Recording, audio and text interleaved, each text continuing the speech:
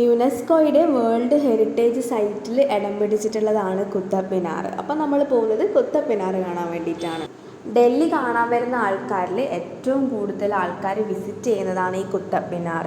എനിക്ക് ഭയങ്കര ആഗ്രഹമായിരുന്നു ഇവിടെ കാണാൻ വേണ്ടിയിട്ട്. അത്രയും ഹിസ്റ്റോറിക്കലി ഇമ്പോർട്ടൻ്റ് ആയിട്ടുള്ള സ്ഥലമാകുമ്പം നമുക്ക് ഭയങ്കര ആഗ്രഹം ഉണ്ടാവുമല്ലോ കാണാൻ വേണ്ടിയിട്ട്. 1100കളിലൊക്കെയാണ് ഈ ഒരു കുത്തബ് മിനാർ ഉണ്ടാക്കിയിട്ടുള്ളത്. അത്രയും വർഷം മുൻപ് എങ്ങനെയാണ് ഈ ഒരു ബിൽഡിംഗ് ഇത്രയും ഹൈറ്റിൽ ഉണ്ടാക്കിയെന്നുള്ളത് നമുക്ക് വിശ്വസിക്കാൻ പോലും പറ്റില്ല. കാരണം അത്രയും ടെക്നോളജി ഒന്നും ഇല്ലാത്തൊരു കാലത്ത് ഇത്രയും ഹൈറ്റിൽ ഇത് ഉണ്ടാക്കിയിട്ടുണ്ടല്ലോ. നൈറ്റ് ആയിക്കഴിഞ്ഞാൽ ഫുള്ള് ലൈറ്റ്സൊക്കെ ഓണാക്കും. അപ്പോൾ ഭയങ്കര ഭംഗി.